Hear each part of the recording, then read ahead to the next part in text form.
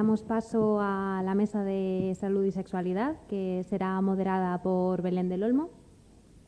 Belén es antigua alumna de la Facultad de Enfermería, actualmente profesora colaboradora y doctoranda en bioética. Es enfermera de cuidados intensivos y paliativos en el Hospital Gregorio Marañón y máster en cuidados críticos y bioética.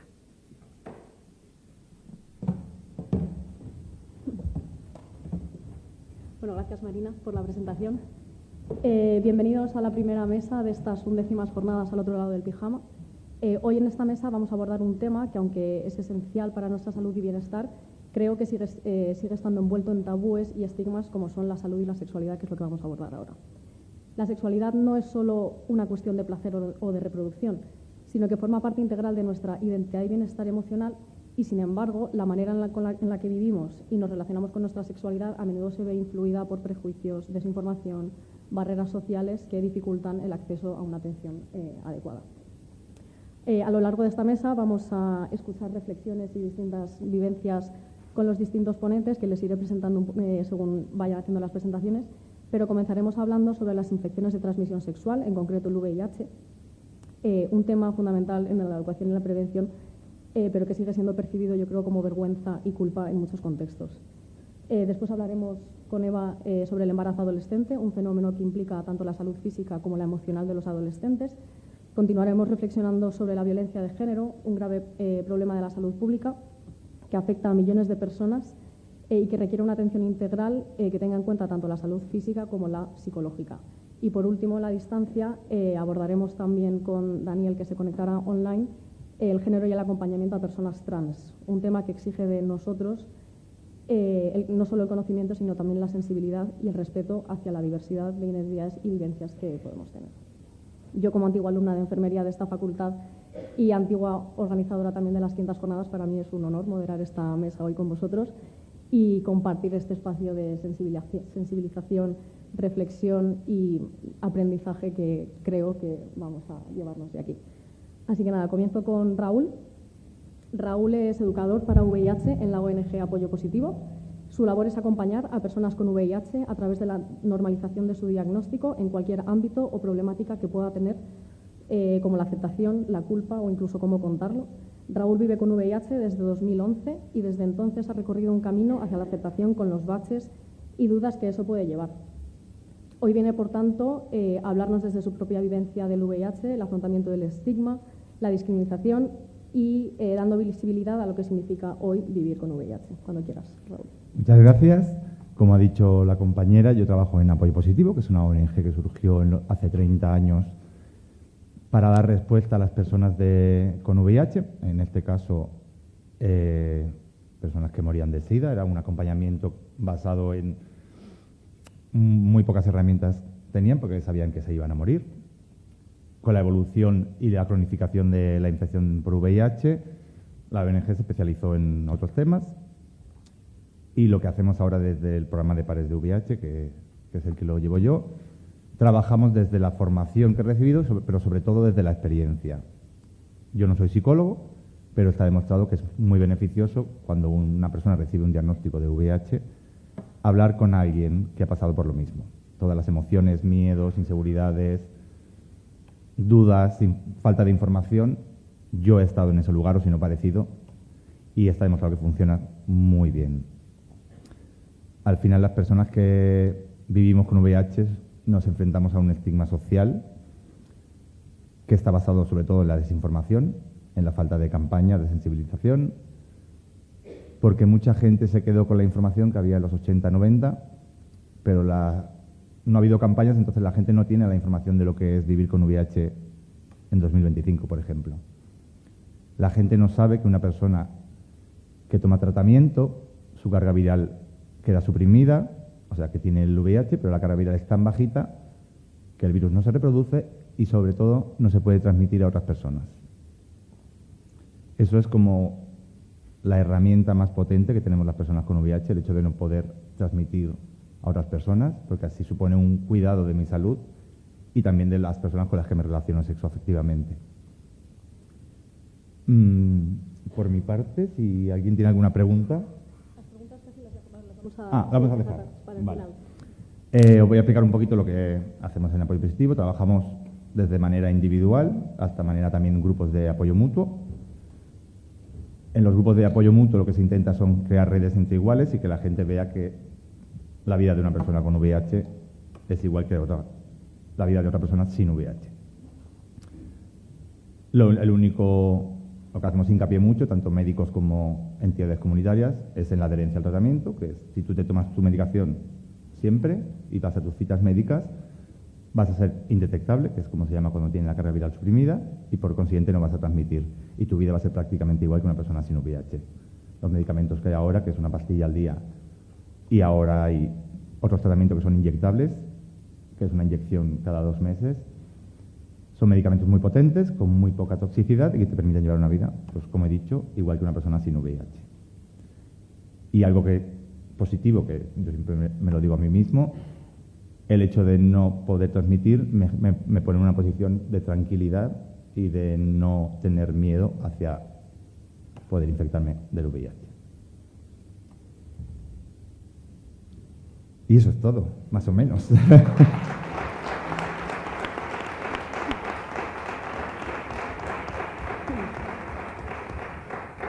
Bueno, si tenéis preguntas luego para Raúl, las escribís, ¿vale? Y luego se las trasladamos, que seguro que alguna surge. Pues continuamos entonces con Eva.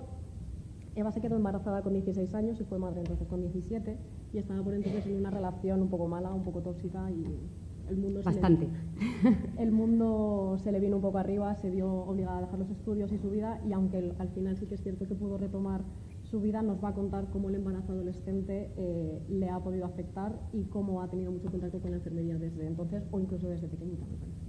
Eso es. Muy buenos días a todos. Antes de nada, tengo que decir que yo soy comercial y estoy acostumbrada a hablar en público, pero esto impone, la verdad. Y también decir, no dejar a Marina Nieto, que es mi compi de trabajo, y agradecerle que me haya invitado a estas jornadas a contar mi experiencia, ¿no? Y que de alguna manera os pueda aportar y yo también pueda aportar mi granito de arena. Bueno, os cuento un poquito, voy a hacer un mini resumen de mi vida o de mi experiencia, porque imaginaros todo lo que pudo conllevar, ¿no? Yo nací por allá en el año 82, tengo 42 años, y mis padres fueron también unos padres muy jóvenes. Mi madre fue madre con 18 años, no de mí, sino de otra hermana que tengo, con otro padre diferente. Luego conoció a mi padre, con 20 años me tuvieron a mí, mi padre tenía 21, y bueno, no, digamos que no eran unos padres muy comprometidos y mucho menos responsables, ¿no? Casi todos los fines de semana desde que nací, a mí me llevaban a casa de mis abuelos paternos y me quedaba ahí el fin de semana. Había veces que se alargaba un poquito más porque ellos eran fiesterillos, ¿vale? Hasta que, bueno, cuando yo tengo más o menos 9 o 10 meses, mis padres se separan, yo me quedo en casa de mis abuelos y mi madre nunca más aparece, nunca más, vamos, me abandonó. Entonces hicieron cargo de mí mis abuelos y mi padre, bueno, de una manera, mi padre no vivía en casa, pero económicamente sí que se hacía cargo de mí, ¿no? Tengo que decir que mi madre vivía en una familia acomodada, vivía en una familia, en un barrio, bueno, no era un barrio, era un pueblecito bastante bueno, y mi padre vivía en un barrio con una familia humilde y obrera, ¿no? Entonces, cuando yo tengo una infancia muy, muy, muy feliz dentro de una familia muy humilde, muy rica, muy rica en valores, y tengo una infancia bastante feliz. Pero cuando tengo 12 años, me entero, yo ya con 11, 12 años, digo, mis padres son viejos, tengo 2 padres, porque mi abuelo era mi padre y mi padre biológico también era mi padre, ¿no? Entonces, tengo 2 padres, no entiendo nada. Mamá, ¿pero por qué tengo mamá, mi abuela? ¿Pero por qué tengo una madre y 2 padres? No, hija, mi madre era súper creyente. No, hija, tú tienes 2 madres y 2 padres. Tienes a papá Sebastián, papá Antonio, yo y la Virgen María. Y yo, perfecto, ¿vale? Esto hasta que más o menos tú vas intentando atar cabos, ¿no? Entonces, con 12 años, yo ya empiezo a decir, pero tú no eres mi madre. Los padres de mis amigas eran muy jóvenes. No me cuadraba nada. Entonces ya empiezo a indagar un poquito y digo, a ver, yo tengo que tener una madre joven. ¿Y yo quién es mi madre? Entonces ya mi padre biológico me dice que mi madre biológica se había muerto. Se había muerto en un accidente de tráfico y que, bueno. Pero al poquito tiempo, cuando yo tengo unos 12 años y medio más o menos, aparecen mis abuelos maternos, hablan con mis abuelos paternos, con mis padres, y les dicen que, bueno, que quieren ver a la niña, que han tenido unos años muy difíciles por la muerte de uno de sus hijos y qué tal, pero que quieren ver a la niña y tal. Y mis padres, que eran unos benditos del cielo, pues dieron, por supuesto, el consentimiento de que yo pudiera ver a mis abuelos maternos, y por consiguiente, pues conocer a mi madre biológica. Entonces, claro, yo con 12, 13 años tengo una realidad un poco distorsionada de la vida, ¿no? Conozco a mi madre, tengo una madre, la conozco, no sé qué está pasando, y lo que lleva a desembocar en una adolescencia complicada, muy complicada. ¿Vale? Bajo mucho el nivel académico, como vivo en un barrio tal, pues me empiezo a juntar con gente que no era la más idónea y me enamoro. O eso pensaba yo, ¿no? Que me había enamorado del más pintillas del barrio.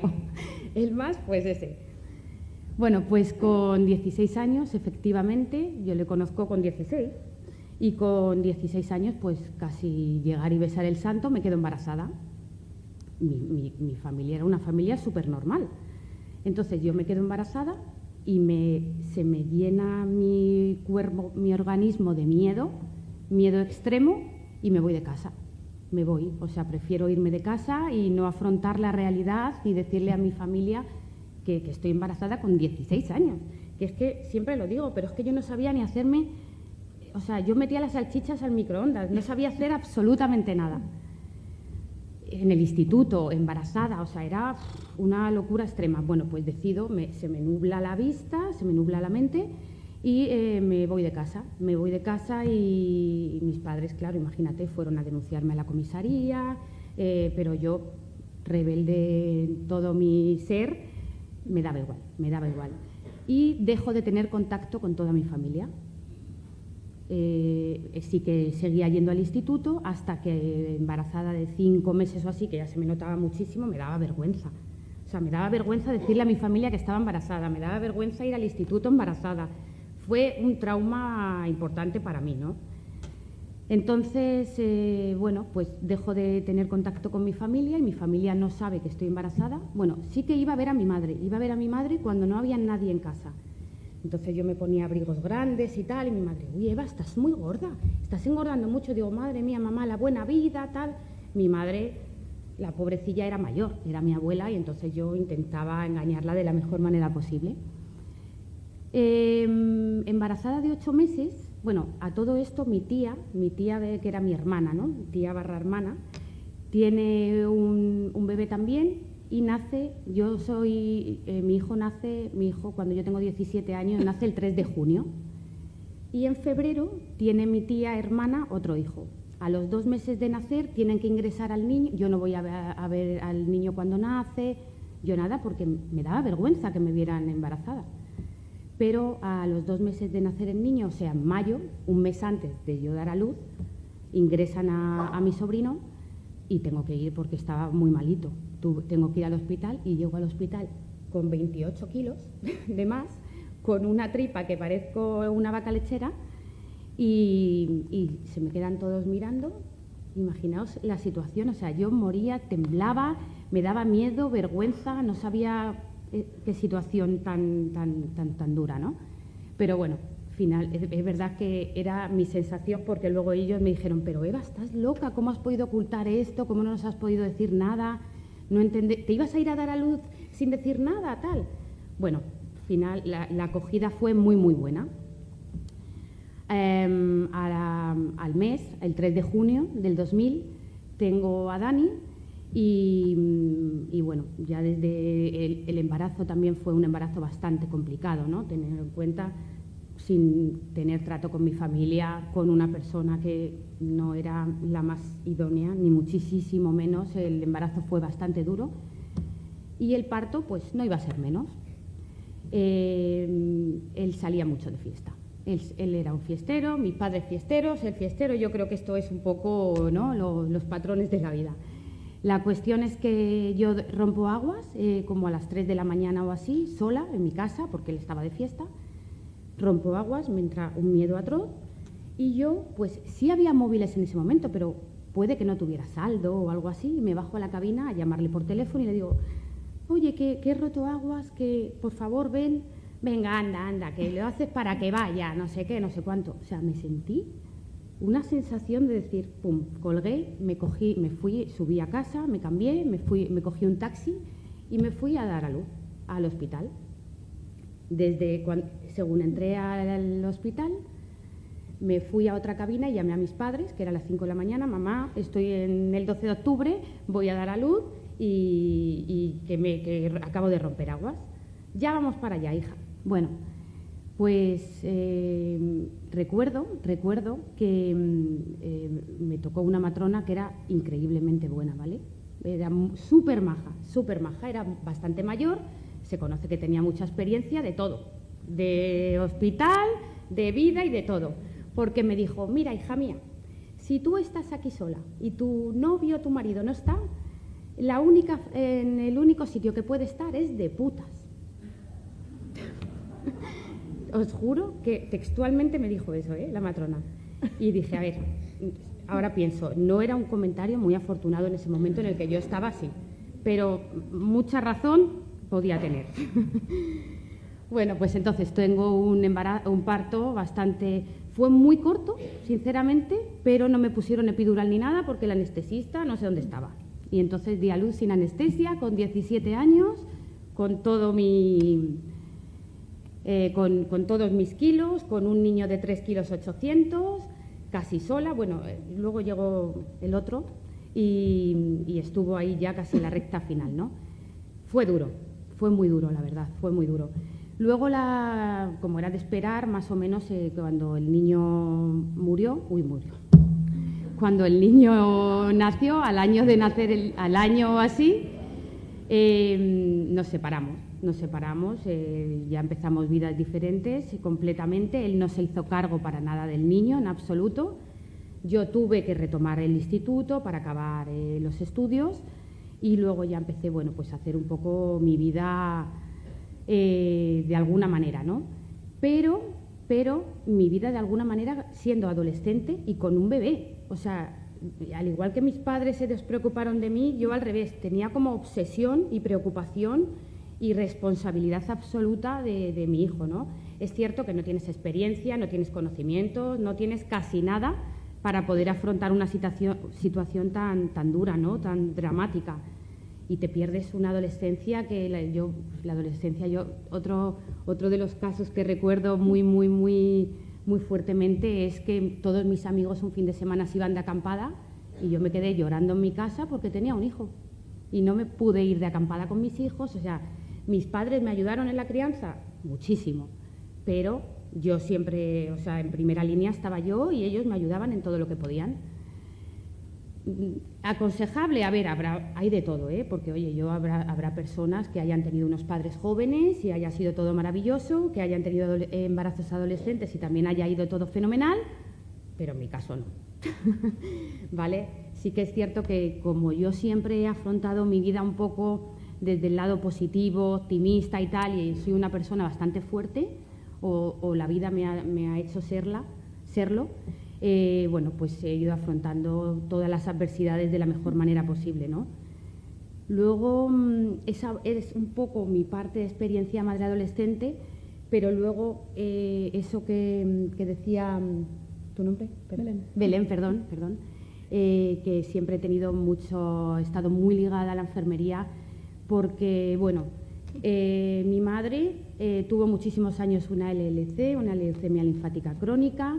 Mi padre murió, mi abuela, madre, mi abuelo murió de un ictus. Mi padre biológico tuvo un carcinoma de colon también durante 4 años, muy agresivo y fue muy intenso. Todos han muerto, ¿vale? Los 3 que Luego también falleció otro tío hermano de un fallo multiorgánico y otro tío hermano también de un cáncer de hígado. Os podéis imaginar toda esa etapa de médicos, mi madre siempre en el hospital de día, médicos, y la sensación o la afinidad que tenemos con toda la parte de docentes, ¿no?, de enfermería, médicos y tal, es increíble. No puede, yo siempre digo, qué labor tan sumamente increíble, qué pasada, que todos vosotros, ¿no?, que todos los que siempre he tenido o que he tenido trato con ellos han tenido y han llevado por bandera, por supuesto, el valor de la empatía, ¿no?, que es, yo creo, que lo que representa más a un enfermero. Luego, hace 4 años también le diagnosticaron a mi marido un carcinoma de colon estadio 4 con metástasis, se le ha ido al peritoneo. Llevamos 4 años de infierno, casi, pero bueno, va saliendo, va inmuno. Ya no, la quimio no hace nada, le han operado 6 veces, le han hecho operaciones de todo tipo, ¿no? Más o menos lo voy contando, y nos tiramos súper largas temporadas también en el hospital y somos casi, tenemos amigos en muchísimos centros en el hospital, ¿no?, donde se trata, que esos enfermeros que siempre vamos, que siempre cuando llegamos al pasillo nos hacen la ola, entran a la habitación y se tiran 20 minutos o más, hablando, contándonos la vida y tal, y sobre todo empatizando, ¿no? Entonces, aquí acabo mi discurso, que lo he clavado, mi experiencia, y agradeceros que destinéis vuestra vida y a ayudar y a empatizar con las personas. Mil gracias.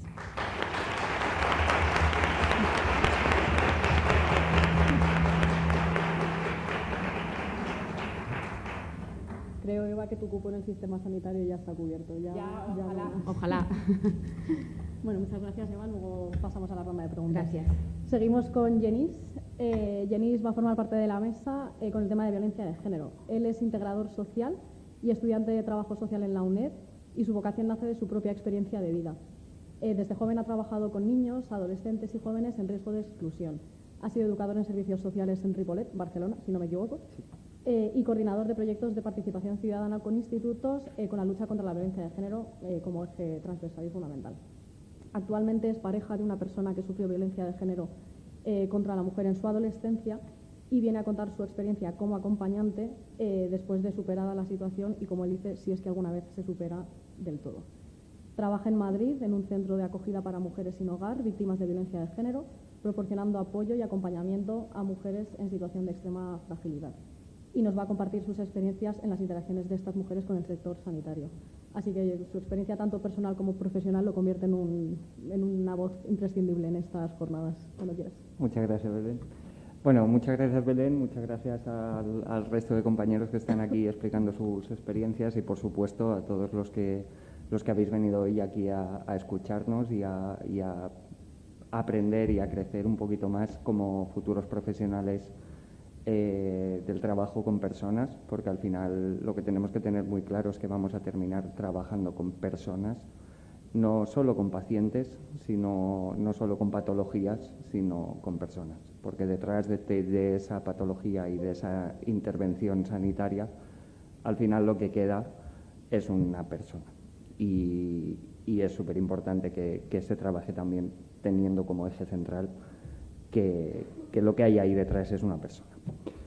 Bueno, os cuento un poquito el caso de lo que le ocurrió a mi pareja en su adolescencia. Bueno, ella tenía una persona cercana al entorno familiar que en una primera fase pues empezó a tener unos comportamientos extraños con ellos, ¿no?, de excesivo halago, qué guapa eres, de querer como acercarse mucho a ella, nadie le dio importancia.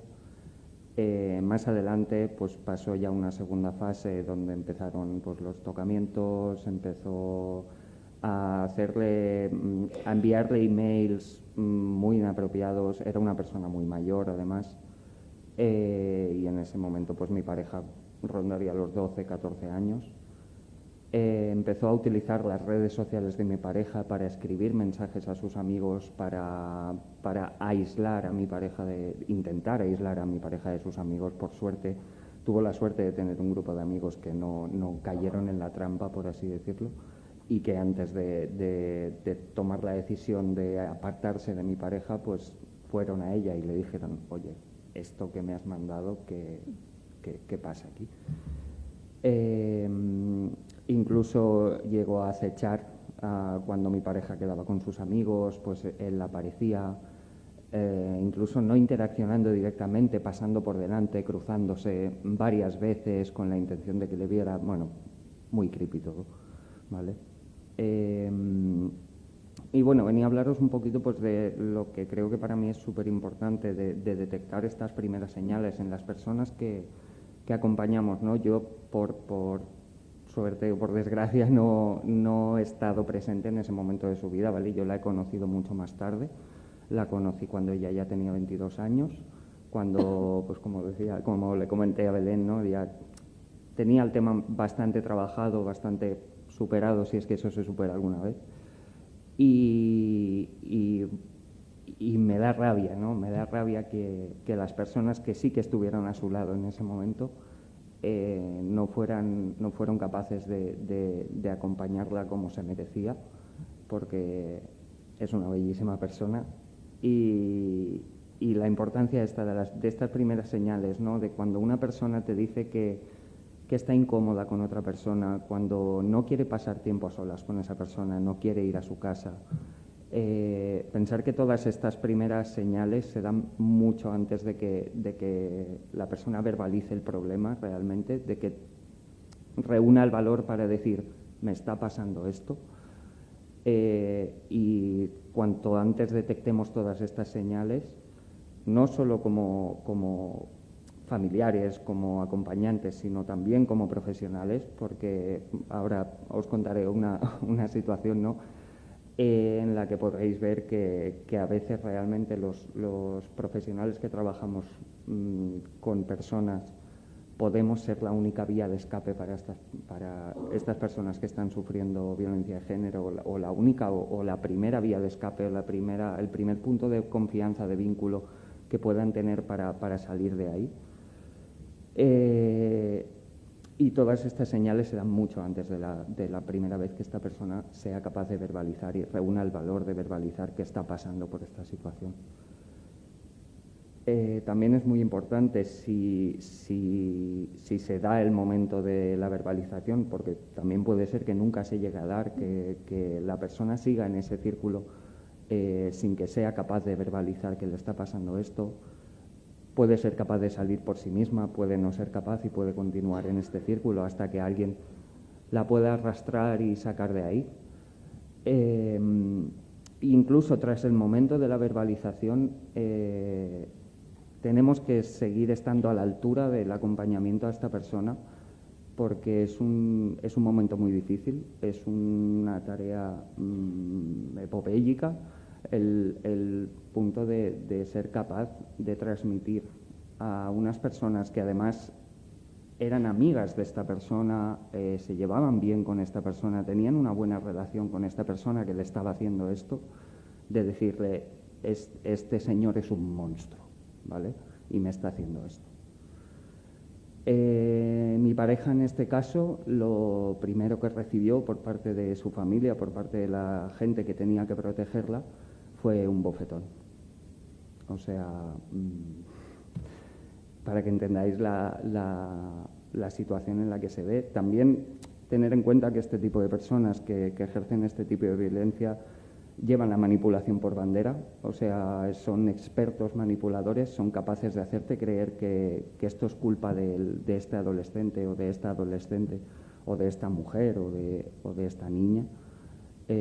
Son capaces de victimizar, de culpabilizar a la persona que realmente es la víctima y de hacerte creer que la víctima son ellos, ¿no? Y que no lo han podido evitar y o directamente que esta persona es una mentirosa y que se está inventando esto para ponerme en una situación de que yo sea la mala persona, ¿no? Cuando realmente es así. Por eso y por ello creo que también, no solo como familiares y como amigos, como profesionales sobre todo, que trabajamos con personas, tenemos que estar a la altura, tenemos que saber detectar estas primeras señales, tenemos que saber acompañar tras la verbalización. Y bueno, un poco, pues, cómo puede afectar esto a la persona, a la mujer que ha sufrido violencia de género. Pues, o bien puede decidir no acercarse a un hombre nunca más en su vida, o bien que puede decidir acercarse a hombres que repitan este tipo de patrones, porque al final es cuando pasas una experiencia así en la adolescencia, ¿no? En esa época pues en la que muchos tenemos una crisis de identidad, no sabemos muy bien pues cómo hacer para ser queridos, para ser suficientes, ¿no? El hecho de sufrir algo así puede hacer que en tu mente, en tu mente creas que la única forma de ser querido es por personas que repitan este tipo de patrones, ¿no? Que tengan este tipo de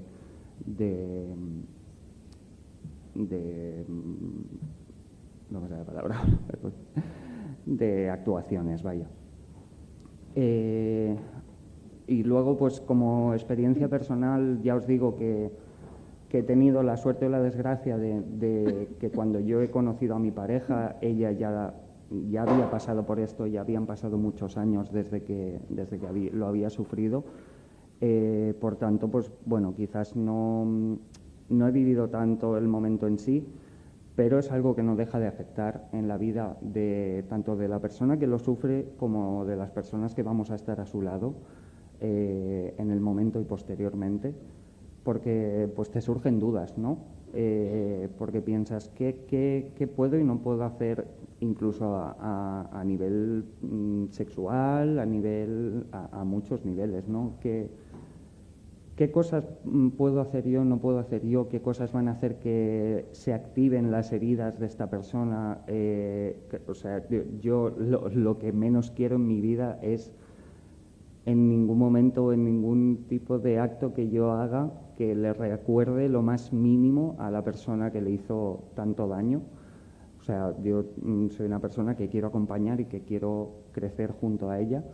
Y lo último que querría en esta vida es que en lo más mínimo le pueda recordar a esta persona. Y esto también al final es difícil, ¿no? Como persona que está al lado. Es difícil si no lo gestionas bien. Lo más importante, si tenéis amigos, amigas, parejas, familiares que están pasando por esta situación, la comunicación. La comunicación, el respeto, el preguntar sobre todo hasta donde esta mujer, esta chica se sienta cómoda.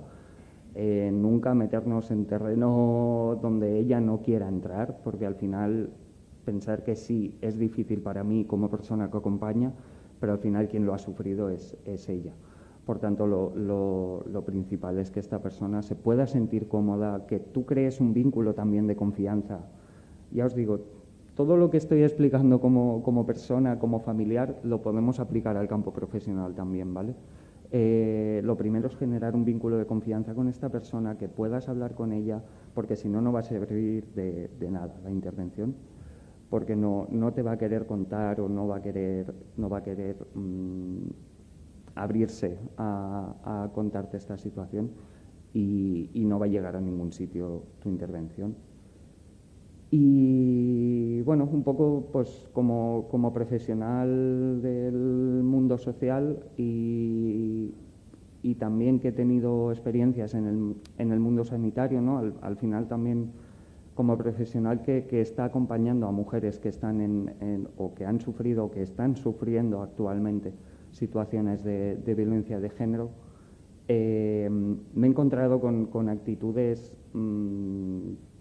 que dices, ¿cómo puedes seguir trabajando con personas teniendo actitudes como estas, ¿no? Como encontrarte, pues bueno, tuve un caso de una mujer que fue violada, que además la rociaron con gasolina, le abrasaron los genitales y cuando acudió al médico 6 meses más tarde, bueno, tuvo unas intervenciones quirúrgicas, estuvo en coma durante mucho tiempo y claro, lógicamente tiene un seguimiento dermatológico, ginecológico para todo este tema.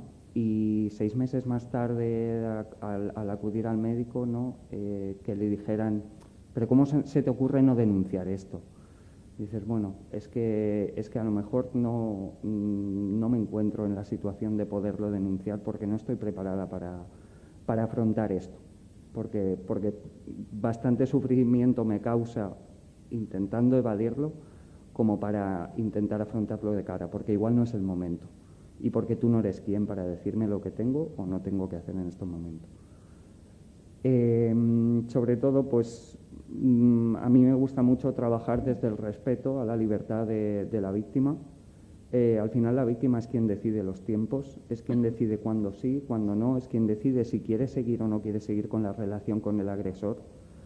Es duro trabajar desde ahí como profesional, ¿no? Ver cómo esta persona elige seguir con alguien que le está haciendo tanto daño, pero al final la única forma en que tú puedas ayudar a que ese daño se reduzca o se elimine es que tú respetes esa libertad, porque si tú le dices, no, es que no puedes seguir con esta persona, lo que va a hacer esta víctima va a ser dejar de confiar en ti. Y es muy importante, ¿no? Ganarse primero, como os decía antes, ese vínculo. En un plano familiar o de pareja puede parecer mucho más fácil, ¿no? Pero sobre todo en un plano profesional que al final no es tan difícil, que no es tan fácil, que no somos tan cercanos, que no eres el colega, que no eres la pareja. Es súper importante trabajar desde ese vínculo con la persona. Y por eso os decía que al final tratamos con personas y que no solo tratamos con situaciones, y que para trabajar la situación primero te tienes que ganar a la persona. Y una vez que tengas la confianza y el vínculo de la persona, puedes trabajar en ello. No desde pues ya está, como ya tenemos confianza, ya te puedo decir que, venga, pues deja a esta persona porque no te hace bien. No, porque a lo mejor esta víctima no se encuentra en ese punto y no va a querer hacer eso. Ojalá, y como profesionales es lo que todos deseamos, ¿no? Que estas mujeres víctimas de violencia de género decidieran o eligieran apartarse de esta situación, por supuesto, pero eso se consigue solo a través del vínculo, del trabajo y de la reducción del daño que este agresor pueda hacer a la víctima. Y nada, por aquí, hasta aquí mi intervención. Muchísimas gracias a todas y a todos. Muchas gracias, Denis.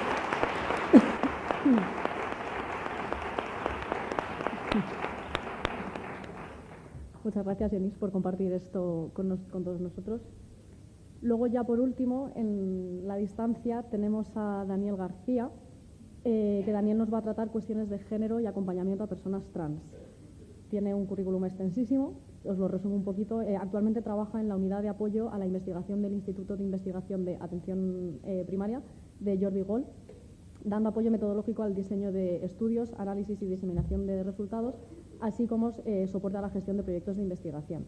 También forma parte de 2 grupos de trabajo liderados por profesionales de enfermería, uno de prisiones y otro de investigación en docencia. Ha participado en proyectos sobre diseño de evaluación de intervenciones escolares en género. Recientemente se ha integrado en la RICAPS, que es la Red de Investigación en Cronicidad, Atención Primaria y Prevención y Promoción de la Salud, en el paquete de trabajo de perspectiva de género, participación ciudadana e innovación responsable en atención primaria. También es miembro del Consejo Académico de la Escuela de Salud Pública de Menorca, estudia filosofía por la UNED, realiza un máster en salud pública y se ha formado en diversas metodologías cuantitativas y cualitativas. Y viene a hablarnos sobre la relevancia del género como concepto multidimensional en la asistencia sanitaria y particularmente en la enfermera. Daniel, ¿te tenemos? Sí.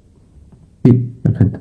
Bueno, muchas gracias por la presentación, también a las compañeras, ¿no? Que han hablado también de la experiencia vivida, que también es tan importante para realmente este reto que os planteáis en la jornada, sí que va mucho más allá, obviamente, de este evento, ¿no?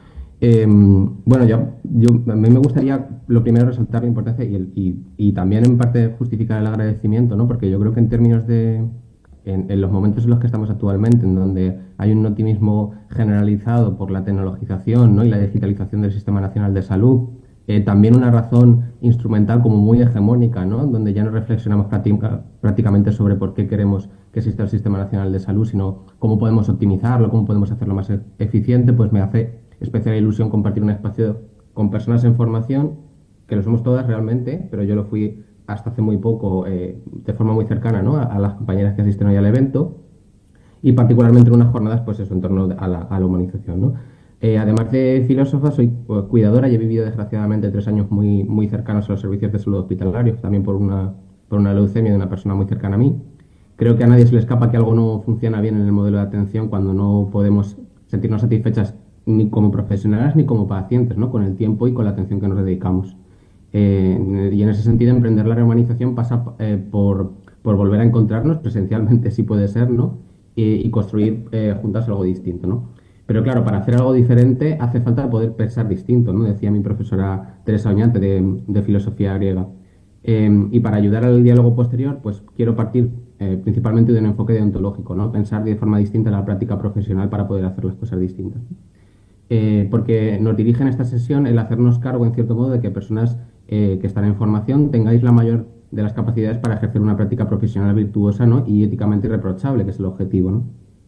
Y para ello yo creo que la perspectiva de género es fundamental en la relación entre género y deontología por 2 motivos. Por un lado, porque necesitamos saber cómo el sexo-género como constructo, ¿no? Como algo que se pone en el día a día en práctica, en nuestro día a día, en nuestra cotidianidad, influye en la salud. Es decir, hay una relación entre el sexo-género y la salud, cosa bueno, que es compleja de abordar y seguramente no alcanzaremos aquí, pero damos unas pinceladas. Pero también por cómo el sexo-género construye la subjetividad de las profesionales, ¿no? que trabajamos en el día a día y de las personas usuarias del Sistema Nacional de Salud. Y por lo tanto condiciona nuestra práctica asistencial en general, ¿no? Sea la enfermera o sea desde otra profesión. En este sentido quiero empezar por recuperar una definición muy breve de género, desambiguar de qué hablamos exactamente cuando hablamos de género, ¿no? Estamos acostumbrados a una lógica binaria en la que el género es hombre versus mujer, ¿no? Y en el ámbito asistencial esta definición binaria escueta yo considero que no es de gran utilidad, ¿no? Se ve evidente, de forma muy evidente. Entendemos por género, por lo tanto, un conjunto de creencias, de rasgos personales, actitudes, sentimientos, valores, conductas, construidas a partir de un proceso social que tiene varias características. En primer lugar, es un proceso histórico, esto no debemos de perderlo de vista, ¿no? Es decir, no es lo mismo ser mujer en los 70 que serlo ahora, no es lo mismo ser hombre en los 70 que serlo ahora, no es lo mismo transitar a nivel de sexo-género en los 70, en los 80, que hacerlo ahora, ¿no? Es un proceso histórico que se desarrolla en diferentes niveles, tales como el Estado, el mercado de trabajo, las escuelas, los medios de comunicación, el propio sistema sanitario, en las leyes podemos ver ese proceso histórico, en la familia, ¿no?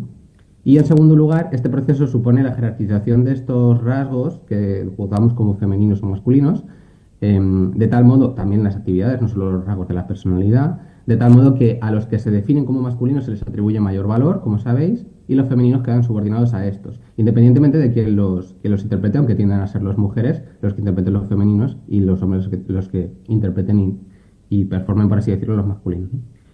El género es un elemento constitutivo de las relaciones sociales basadas en las diferencias construidas entre los sexos, por lo tanto, y un elemento fundamental de las relaciones de poder, ¿no? Como diría Scott. Como en toda tarea analítica, a menudo un concepto puede dividirse en distintos componentes, ¿no? Que se convierten como en unidades de análisis muy operativas, ¿no? Pues el género es un concepto muy amplio, por eso hablamos de su multidimensionalidad, ¿no? En esta breve introducción me voy a centrar en la identidad de género, siendo esta la forma en la que la persona se identifica, diferenciándose respecto a otras, con los mandatos de género, y que habitualmente simplificamos excesivamente en ser masculino, ser femenino, ser no binaria, etcétera, ¿no? Pero podríamos hablar de expresión de género, podríamos hablar de otras dimensiones. Habitualmente las personas identifican género y sexo, tenemos frases, y entre otras muchas, ¿no? Por ejemplo, ser un hombre de pelo en pecho, ¿no? No se refiere precisamente, o no solo a las características biológicas, ¿no? Pese a que a nivel académico se puedan separar ciertamente ambas cosas, la cuestión del sexo por un lado y el género por otra, para hacer un análisis de la realidad, pues es una evidencia que están muy imbrincadas en el día a día, ¿no? En el operar de las personas. No entraré ahora en el concepto del sistema sexo-género, que es el que explica un poco esta relación compleja entre las dos dimensiones, entre sexo y género, pero podéis leer más en los textos de la antropóloga Gairu Rubin, ¿vale? Para quien le interese. Para prestar una buena asistencia, por lo tanto, ser mejores profesionales sanitarios, no es imprescindible preguntarnos de qué manera los mandatos de la masculinidad y la feminidad influyen en mi práctica profesional, ¿no? Y por otra parte, de qué manera la persona que está en la consulta conmigo se identifica con valores hegemónicamente masculinos y o femeninos, ¿no? Un primer ejemplo, pues podemos hacerlo visualizando el mandato de ser una persona valiente, ¿no? Esa idea, ¿no? Que habitualmente equivalemos a ser un hombre valiente, porque ser valiente se ha socializado históricamente como no depender de los demás, como mostrarse invulnerable, ¿no? Ahora imaginemos un caso de manejo del dolor en un paciente que vive desde esa masculinidad hegemónica. El estoicismo que implica esa masculinidad hegemónica impide a mi paciente pedirme ayuda con el manejo del dolor. Y lo vemos mayoritariamente en personas que se identifican como hombres. Ese es un ejemplo muy sencillo, abstraído, obviamente no en un caso concreto, pero para que se haga un poco el ejercicio, ¿no?, de reflexión de cómo aterrizaría en cada uno de los casos esta situación, ¿no? Pero podría ser un ejemplo. En otro ejemplo, desde otros mandatos de género, los femeninos, pues un caso muy similar al que ha comentado el compañero, ¿no? Una paciente con sufrimiento psicológico que se identifica como mujer, con una relación heterosexual, en la que sospechamos un caso de violencia de género en la consulta mientras estamos atendiendo. Es evidente que los mandatos de género son códigos sociales que como profesionales podemos ir leyendo en la consulta, ¿no?, para identificar ese caso de violencia de género. Pues una relación especialmente jerárquica e inflexible, conductas de abuso, ¿no?, un lenguaje no verbal agresivo hacia la persona, ¿no?, victimizada. Es vital que preguntarnos de qué forma los mandatos de feminidad están dificultando que la persona y su entorno responda al riesgo que corre la paciente, ¿no?, comentaba el compañero, para que también se sienta comprendida y darle confianza necesaria para afrontar, como mínimo, las repercusiones en salud que tiene esa situación de violencia.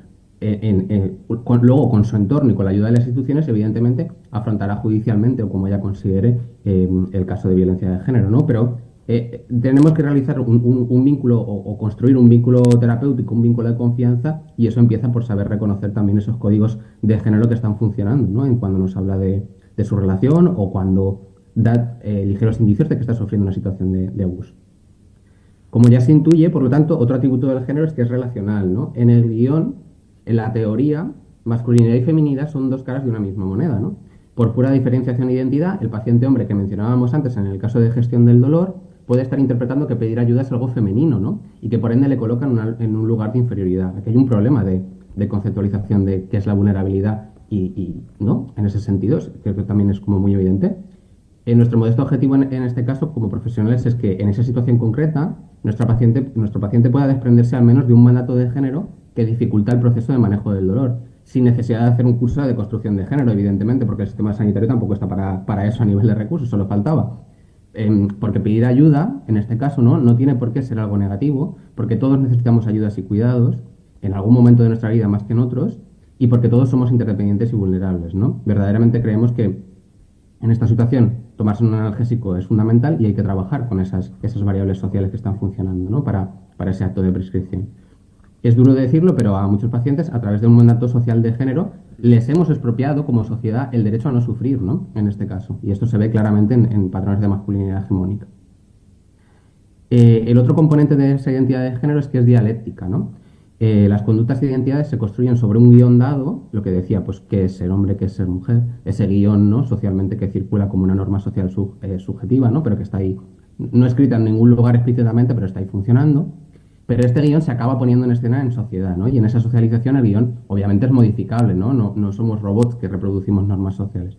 Pongamos que el profesional, por ejemplo, que atiende el manejo del dolor, es un profesional con una expresión de género especialmente masculina también, ¿no? Puede que la cosa se complejice más aún, ¿no?, porque el paciente que está agarrado con una garrapata, digamos, a ese mandato de género de valentía masculina, no quiere sentirse menos que el hombretón que le atiende, ¿no?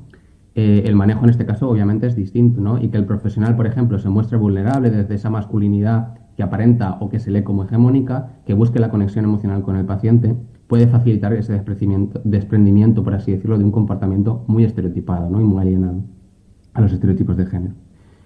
Vale, finalmente me gustaría hacer una profundización de la dimensión deontológica de la relación de las profesionales sanitarias con las realidades trans, que como tal vez algunas sabéis es el ámbito que más he trabajado especialmente.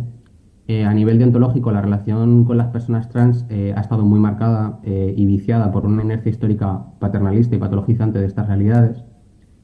Obviamente esto tiene una dimensión de género evidente, ¿no?, que no explicaré ahora aquí, pero está totalmente imbricado con lo que acabamos de hablar, ¿no? Si leéis al respecto lo veréis, ¿no?, que digamos, la existencia de las personas trans ha sido, como dice el filósofo Agamben, una especie de estado de excepción, ¿no?, un lugar en donde no había normas en ese sentido y todo estaba justificado en ejercer una violencia que también podríamos llamar de género, por cierto. Bueno, esta inercia en esa violencia transfoba podríamos decir que tiene su inicio a mediados del siglo XX, ¿no? Pero la realidad es que la relación problemática, particularmente de la medicina con las disidencias sexuales, viene de más lejos. Los famosos principios de la bioética, ¿no?, que tanto nos llenamos la boca con ellos, ¿no?, han estado muchos años totalmente suspendidos para las personas trans, ¿no? Al sistema de salud ni le importó la autonomía de las personas trans, ni la transfobia institucional que sufrían en las consultas, recordemos la no maleficencia como otro de los principios, ni el derecho de estas personas a conformar su propia identidad, ¿no? Podéis acercaros a este proceso histórico a través de muchas obras. Yo os recomiendo particularmente el libro que he escrito que se llama Solo dos, no porque lo haya escrito yo obviamente, sino porque es precisamente un resumen de este proceso histórico. Lo maquetó y lo imprimió en el local Cambalache de Oviedo y es de acceso gratuito. Más tarde os compartiré un slide para que podáis capturar un poco el acceso de forma gratuita también, dado que está hecho con licencia Creative Commons, más allá de que hay una versión en papel. Pese a esta inercia negativa que seguimos arrastrando, en la atención a personas trans me refiero, que seguimos arrastrando, pese a la ley del 4/2023 de 28 de febrero para la igualdad real y efectiva de las personas trans y la garantía de los derechos LGTBI, hoy día empiezan a sentarse en España modelos que surgieron en la última década basados en unidades especializadas que ceden el testigo de la atención a personas trans progresivamente a la atención primaria, ¿no?, como es el caso de Transit en Cataluña. Son modelos basados en el consentimiento informado, pensados desde una perspectiva de derechos sexuales y reproductivos, y defienden que la sociedad debe permitir que los sujetos cuenten con capacidad de individualización, ¿no?, que cada cual sea uno mismo y no otro, una cosa tan evidente y tan burda como esa, ¿no?, que para la mayoría de las personas puede llegar a ocurrir, ¿no?, en contextos de privación, etc. Y que eso tenga un reflejo también en una identidad jurídica, ¿no?, porque se requiere para la dignidad de una persona que el Estado, ¿no?, las instituciones te reconozcan como lo que eres. En este sentido y en la relación asistencial con las personas trans se pone de relieve especialmente que el deber hacer de las profesionales se perfila y está fuertemente vinculado a los contextos institucionales, no lo olvidemos, ¿no? No es una cuestión, muchas veces planteamos la deontología como un ejercicio supererogativo de yo voy a hacer todo lo que pueda y más, y eso es lo importante, ¿no? También hay un ejercicio de transformación de las instituciones para que podamos hacer la práctica profesional que se necesita, ¿no?, para entrar en una especie de círculo virtuoso de la profesión, ¿no? Y también desde marcos legales, no solo institucionales, ¿no? Y en ese sentido, la mencionada ley del 4/2023 ya establece que la asistencia sanitaria a personas trans se debe hacer conforme a los principios de no patologización, por un lado, de autonomía, de decisión y consentimiento informados, de no discriminación, de asistencia integral, de calidad, de especialización, proximidad y no segregación. Y ojo, porque estos principios son también éticos y podemos hacerlos también éticos y deontológicos, ¿no? Regulan nuestra práctica profesional y la organización del Sistema Nacional de Salud en el que trabajamos. ¿Cómo debería determinar la perspectiva de derechos humanos la práctica profesional del personal sanitario, ¿no?, en el trato con personas trans en base a esos principios que rige la ley? Pues voy a dar unas breves ideas y más adelante, si queréis, discutimos en el espacio de diálogo. La discriminación histórica que ha sufrido el colectivo nos debe colocar como profesionales y sobre todo como instituciones, insisto, en una posición de reparación democrática de dicha injusticia. Podríamos hablar de muchas formas de justicia restaurativa en el diálogo, ¿no?, pero ahora me voy a centrar en la que tiene un vínculo evidente con el día de hoy, ¿no?, y es el deber institucional y profesional de organizar una formación sistemática y de calidad en diversidad sexoafectiva y de género en el Sistema Nacional de Salud, ¿no?, para que no se vuelvan a cometer los mismos errores y agravios hacia colectivos concretos, ¿no? Esa formación es básica para que esa asistencia se dé en términos de proximidad, que es uno de los principios que la ley fija, que lo hagan los profesionales de referencia, de cabecera de estas personas, ¿no? Dado que para hacer, claro, para hacerlo evidentemente tienen que estar formados, es decir, es fundamental esa formación, ¿no? Se puede hacer y muchos equipos de atención primaria ya son capaces de hacerlo, ya están organizando esta formación, ¿no? Que esta asistencia se dé con calidad también es importante, ¿no? Para que esa asistencia se dé con calidad también es importante la formación, ¿no? Y la calidad asistencial requiere tanto de conocimientos especializados en el ámbito, que los hay, en el ámbito de asistencia a la transición y en otras dimensiones de salud de la persona trans, pero no solo de conocimientos. Como digo, el deber profesional también nos interpela a adquirir competencias relacionales, ¿no?, y una humanidad mínimas para que la atención en salud de las personas trans gire en torno a sus necesidades en salud, ¿no? Sabemos que en los últimos años, por datos de la Unión Europea, que el 40% de las personas trans sienten presión social para realizarse cirugías y o tratamientos hormonales. Es decir, este es el contexto de demanda asistencial, muy forzada también por la sociedad, ¿no?, y por las propias instituciones médico-legales. hasta 2023, recordemos que era obligatorio por ley tomar 2 años hormonas para reconocimiento de la identidad jurídica. Esto ha cambiado, pero sigue siendo una de las presiones, porque obviamente las prácticas profesionales no se cambian con la promulgación de una ley, ¿no? Sigue siendo una de las presiones que subyacen a la asistencia y especialmente en algunas comunidades que, bueno, están intentando sortear también los principios que promueve esta nueva ley, ¿no? No quiero señalar a ninguna, pero creo que algo sonará. Otro buen ejercicio por nuestra parte también como profesionales, por ejemplo, puede ser mantener siempre la mente abierta sobre los motivos por los que una persona trans viene a consulta, ¿no? Las personas trans, como todas, enferman, se quedan embarazadas, los hombres trans, personas no binarias, tienen sufrimiento psicológico en el trabajo para el que necesitan soporte asistencial o contacto con activos comunitarios en concreto, ¿no? Quieren dejar de fumar, etcétera, etcétera, ¿no? O sea, no nos olvidemos que la persona trans no queda reducida, aunque pongamos el acento para cuestiones formativas en ello, en su atributo de persona trans, no queda reducida ni muchísimo menos a ese, ¿no? Y eso es algo que también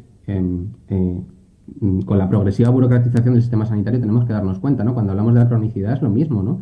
O es que el crónico solo es crónico, o solo es una persona con cronicidad, ¿no? Pues un poco el mismo ejercicio. Otro deber profesional, en línea con lo anterior, es referirnos a la persona por su identidad, ¿no? Como lo hacemos con todo el mundo. Es decir, a Francisco, que tiene Francisco en el DNI, pues llegado un momento en su día nos ha pedido que le llamemos Paco, pues no hemos tenido ninguna dificultad. Pues esto es un poco lo mismo, ¿no? Si la persona te pide que te refieres a ella con otro nombre, pues lo haces en un ejercicio de empatía y de vínculo terapéutico, de confianza, ¿no? De generación de confianza. Ya tenemos flexibilidad, por lo tanto, en el lenguaje sobradamente para hacerlo, ¿no? Para no caer en la discriminación. Y podemos hacerlo o bien porque nos lo pille ella o preguntando por su nombre y pronombres con los que nos gustaría dirigirnos a ella al principio de establecer esta relación, o simplemente una pregunta más genérica como ¿cómo le gustaría que me dirigiera usted?, ¿no? Y probablemente ella misma te diga en qué términos sería correcto dirigirte, ¿no? Es decir, que a veces nos complicamos mucho con esto de preguntar nombres y pronombres y a veces las preguntas pueden ser más sencillas y que la propia persona se dé lugar a expresar lo que necesita, ¿no? Y por último, en el ámbito de la prevención, para una asistencia integral, y esto es un desafío sobre todo yo creo que institucional y de organización sanitaria, toda vez que identifiquemos a la persona será fundamental realizar como preguntas concretas para saber si son personas candidatas a los programas de cribado de cáncer de cervix y de mama, ¿no? Dado que no todos los hombres trans se realizan una mastectomía o pasan por una esterectomía, de hecho menos del 20% lo hacen, por lo que, por ejemplo, la mayoría de hombres trans deben de seguir acudiendo a programas de cribado, ¿no? También si toman o han tomado hormonas, esto es importante, ¿no? Esta recomendación de que independientemente de la toma de hormonas se sigan en programas de cribado de cáncer de cervix y de mama, ¿no? Si se tienen dichos órganos. Es importante saber que no todas las personas trans quieren llegar o quieren realizar una transición medicalizada y que ya no es necesaria para el cambio de sexo registral, como antes sí comentábamos que lo era. Y en estos últimos casos hay que entender y respetar que la identidad de género de nuestras pacientes es perfectamente compatible con no realizar cambios corporales, ¿no? Por ejemplo, no por identificarte como mujer, habiendo sido asignada hombre al nacer, debes de querer realizar una vaginoplastia o tomar hormonas, ¿no? Son cosas que no tienen que ir por pues enlazadas, ¿no? Porque el concepto de mujer y de hombre está cambiando también y se está permitiendo una flexibilidad también a través de conceptos como el no binarismo para que las personas se sientan a gusto y cómodas en ciertas identidades que antes eran mucho más rígidas, ¿no?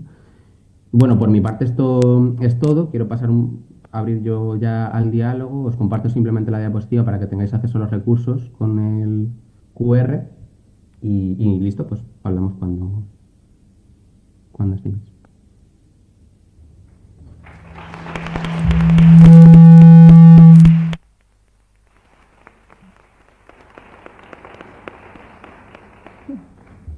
Muchas gracias, Daniel, también por tu aportación. Ahora damos paso a la ronda de preguntas. Si habéis escrito alguna pregunta, pasarán a recogerlas, ¿vale? Y me las hacen llegar. Pero mientras tanto, para abrir un poco, romper el hielo, bueno, empiezo por Raúl, que ha sido el primero. ¿Qué papel crees que tenemos los profesionales sanitarios en la prevención de las infecciones de transmisión sexual? Sobre todo a nivel de prevención. Está muy bien la pregunta, es muy importante. ¿Aquí? ¿Bien? Vale.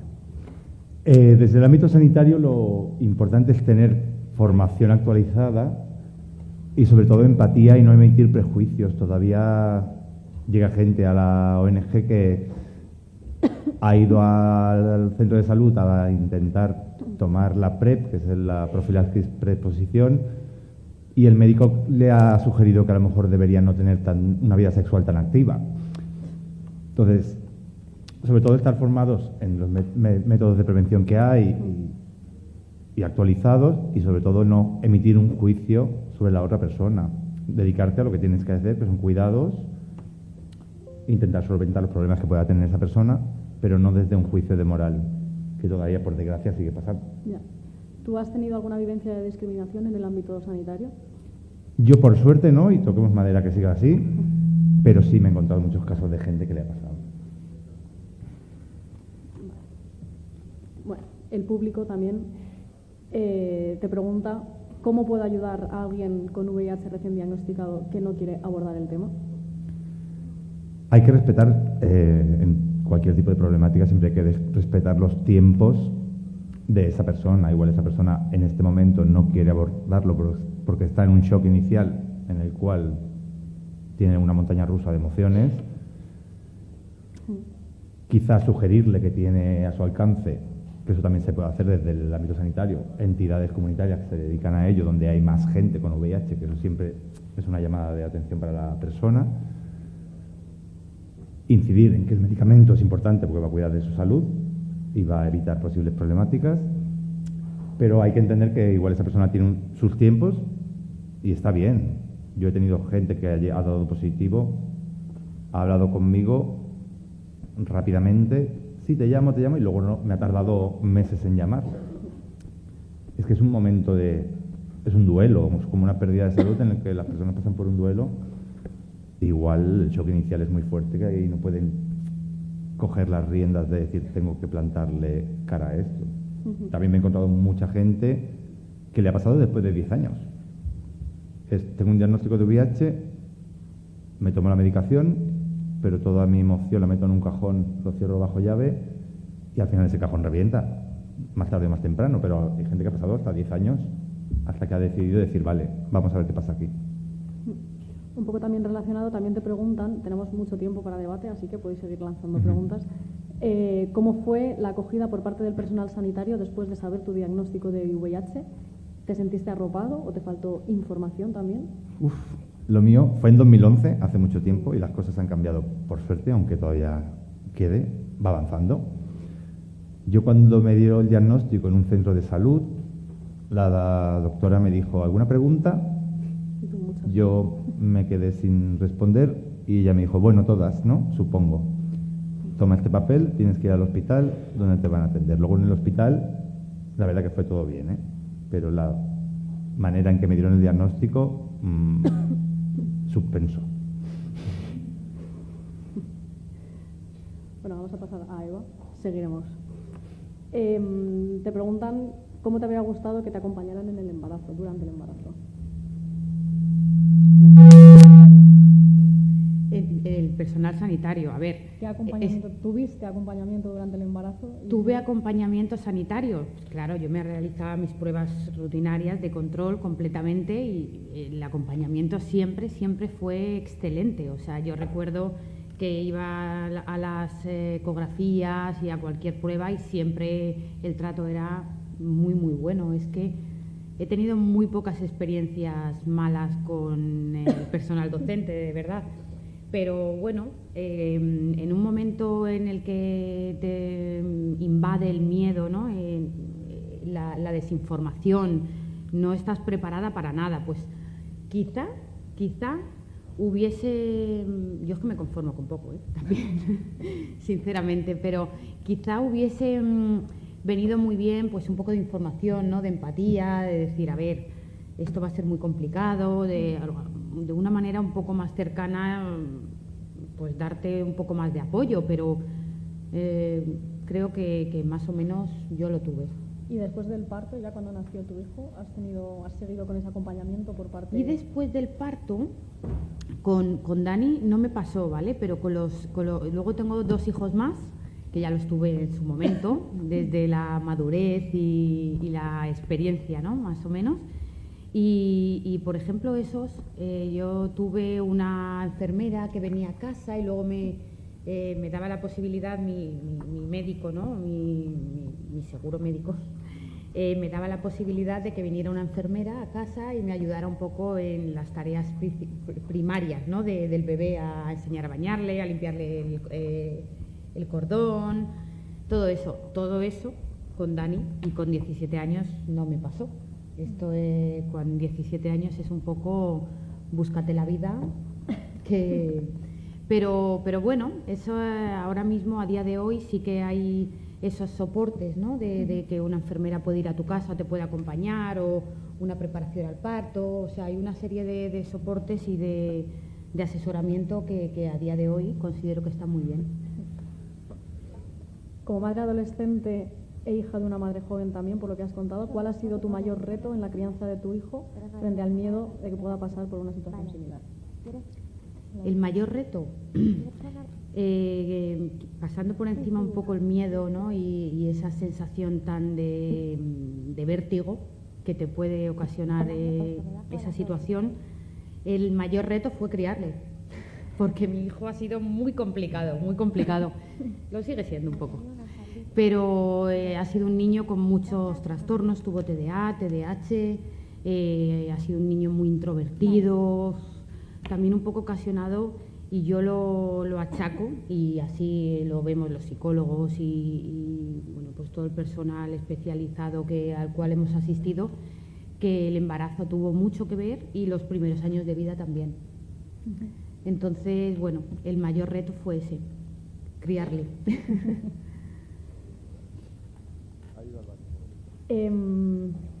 Yenis, te preguntan, siendo el acompañamiento de mujeres normalmente realizadas por otras mujeres, ¿qué retos te has encontrado como hombre en crear el vínculo? Bueno, realmente, sobre todo, digamos, depende mucho de la persona, porque al final yo me centro mucho en eso, pero al final, como os decía, trabajamos con personas. Cada persona es un mundo. Tendrás a una mujer que, pues como os decía, ¿no? También no va a querer trabajar bajo ningún concepto con un hombre, y es totalmente lícito y respetable.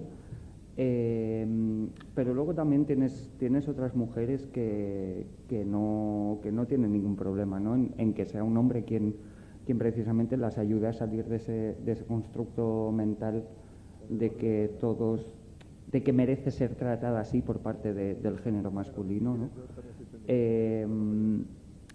Me he encontrado quizás más problema por parte de las instituciones que por parte de las usuarias en sí, porque sí que es verdad que se prioriza, que ya os digo, que de cara al trato a las usuarias o en vuestro campo a las pacientes, ¿no? Es lógico que si una mujer no quiere ser atendida por un hombre, como que se dé prioridad a que las profesionales seáis mujeres, pero sí que es verdad, ¿no? Que da un poco de rabia, ¿no? Como persona que está completamente alejada de ese marco de violencia, de esa masculinidad hegemónica, como decía el compañero, ¿no? De ese acto de violencia, el que no se me abra las puertas a trabajar esto que por mi parte considero extremadamente positivo, reitero, siempre y cuando la mujer, la usuaria, la paciente esté preparada para trabajar con un hombre y decida trabajar con un hombre y lo considero extremadamente positivo que esta mujer vea que existen otro tipo de masculinidades, ¿no? que existen otro tipo de hombres, y que no recree esos patrones de agresión en todas las relaciones con hombres que vaya teniendo a lo largo de su vida, ¿no? Te enlazo aquí dos que te preguntan cómo puedo ayudar a una persona que ha sufrido violencia de género y sigue el camino de volver a acercarse a su agresor o a gente con ese mismo perfil, y más concretamente te preguntan que cómo recomiendas que actuemos desde la enfermería, como aquí tenemos futuros profesionales, ante una paciente de violencia de género. Te preguntan si notificamos, si lo derivamos, si lo aconsejamos. A ver, lógicamente hay que tener un poco de sentido común si vemos que la vida de esta persona está en un riesgo real, obviamente hay que notificarlo a las autoridades o a quien competezca, de quien sea la competencia, ¿vale? Tenemos que también ser juiciosos, ¿no? En este sentido, lo ideal es que sea la propia persona quien tome la decisión, pero obviamente tenemos que tener dos dedos de frente, y si vemos que nos ha llegado una paciente con una paliza que la ha dejado en coma o que, ostras, pues igual sí que hay que poner en conocimiento a las autoridades de por lo que está pasando esta mujer, simplemente para que pueda tener una... Ya no tanto dedicado a la persecución del agresor, sino a la protección de la víctima, ¿no? Para que esta víctima pueda tener una protección adecuada. En cuanto a cómo acompañamos, pues es un poco lo que os decía, ¿no? A generar ese vínculo, intentar hacerle ver, porque muchas veces os comentaba, ¿no? Que estas personas que ejercen violencia son extremadamente manipuladoras, entonces le van a hacer creer a la víctima que eso es lo correcto, que eso es como tiene que ser una relación, y un poco trabajar desde ahí, ¿no? Desde hacerle ver a la propia persona si eso es lo que ella espera de un acompañante, de una pareja de vida, cómo se siente ella cuando... ¿no? Pues cuando recibe los insultos, o también cada situación es un mundo, o si ella cree que es correcto, pues por ejemplo, que no, pues iba a quedar con mis amigas y me ha dicho que no, que mejor nos vemos. Ostras, pues ¿y tú realmente tenías ganas de estar con él? ¿O hubieses preferido irte con tus amigas? Y simplemente el simple hecho de hacer reflexionar a la persona ya va a hacer que, a base del trabajo, de la reflexión, ella misma pueda llegar a darse cuenta, esta mujer, de que no es lo que espera de una pareja, y de que no es una relación de pareja sana al final, ¿no?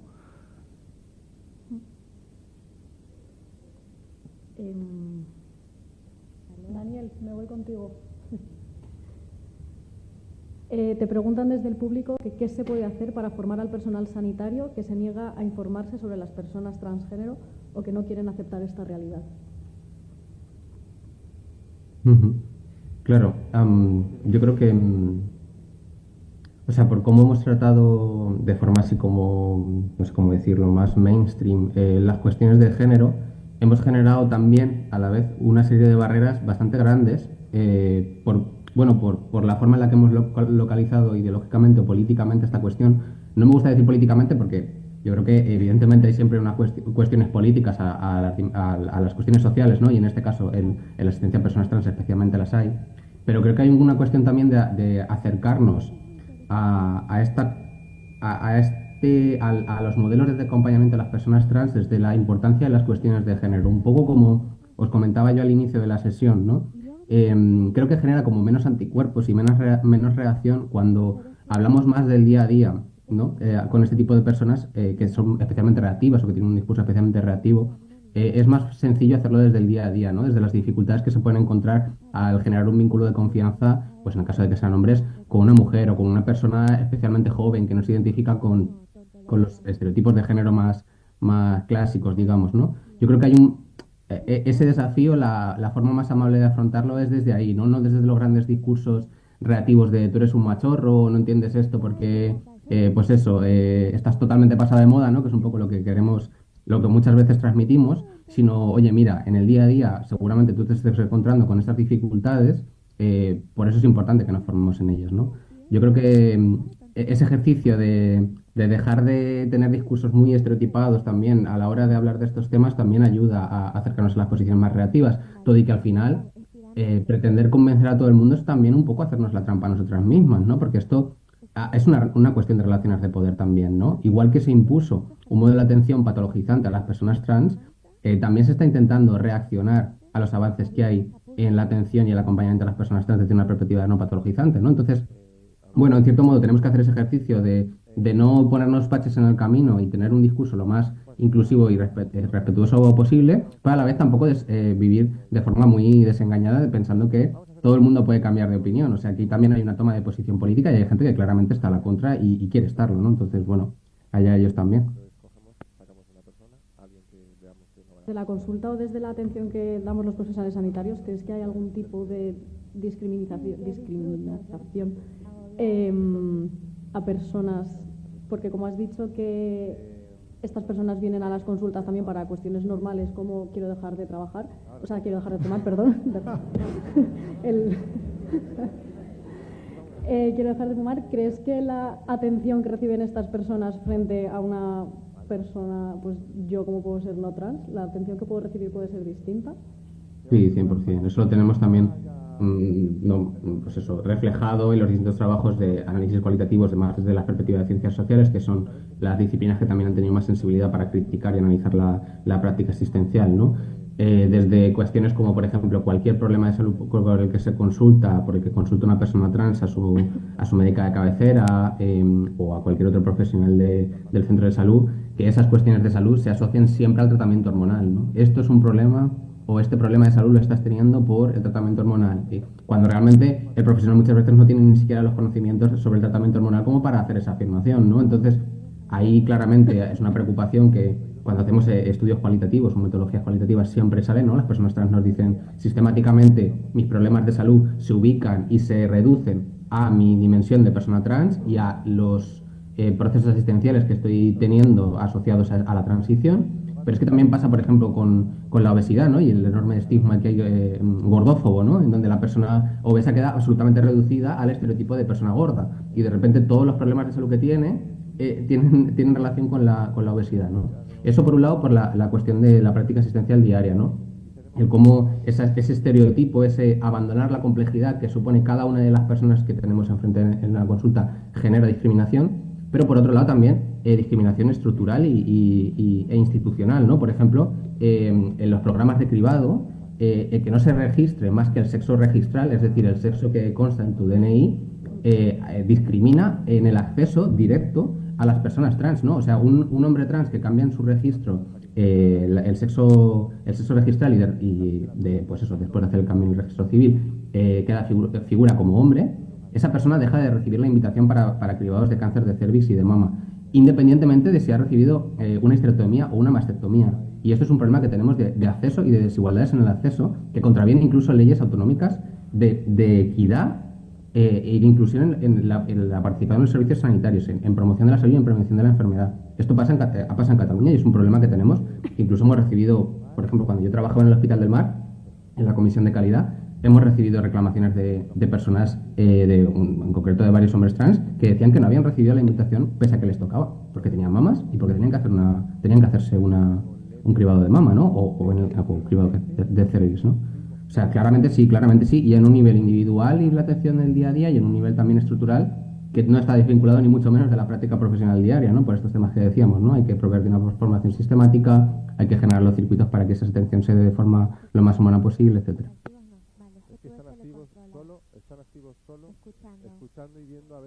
Raúl, perdón. A la hora de mantener relaciones sexoafectivas, ¿cómo manejas el estigma que pueden sentir tus parejas hacia que tengas VIH? Porque al tener una carga viral indetectable, ¿es algo que sientes la necesidad de contar? Aquí puntualizo, si es una pareja esporádica, no tengo por qué dar explicaciones, porque yo no puedo transmitir a nadie. Si es una pareja afectiva, yo siempre, cada uno lo cuenta cuando decide, y si quiere, no está obligado a contarlo, ya que no está poniendo en riesgo a nadie. Yo siempre he optado por contarlo al principio, cuando conozco a alguien que me despierta algo más, porque es una manera de decir, mira, esto es lo que hay, si quieres bien y si no... Pero me pasa a mí que yo estoy muy empoderado, pero si tú tienes mucho estigma, es muy difícil ese momento en el cual tienes que contarlo o quieres contarlo incluso. El tema de contarlo, de hecho, es un tema de los más importantes. Cuando alguien me diagnostica un VIH, hace unos años era ¿qué va a pasar con mi salud? ¿Me voy a morir? Ahora es ¿qué pasa si conozco a alguien y quiero entablar una relación sexoafectiva? Jenny, si ya vamos a ir concluyendo casi, ¿qué recomendaciones darías para que los profesionales sanitarios podamos detectar de forma temprana casos, sobre todo en la adolescencia, como ha sido el caso de tu pareja? Todo, como bien estamos haciendo hoy aquí, formación en violencia de género, formación en la detección de estas primeras señales que tan importantes os decía que son, ¿no? Y también la humanización, que al final es también un poco la base de estas jornadas, ¿no? Es el dejar de ver a los pacientes como un paciente o una patología y nada más, porque detrás del motivo por el cual vienen a nuestra consulta puede haber mucho más, y probablemente habrá mucho más que esta persona a lo mejor no va a verbalizar, pero su cuerpo, su lenguaje no verbal, su forma de incomodidad, pues a lo mejor, ¿no? Pues si vienen acompañados de los padres, pues que lo ves, que la ves que no termina de contar o que no termina de...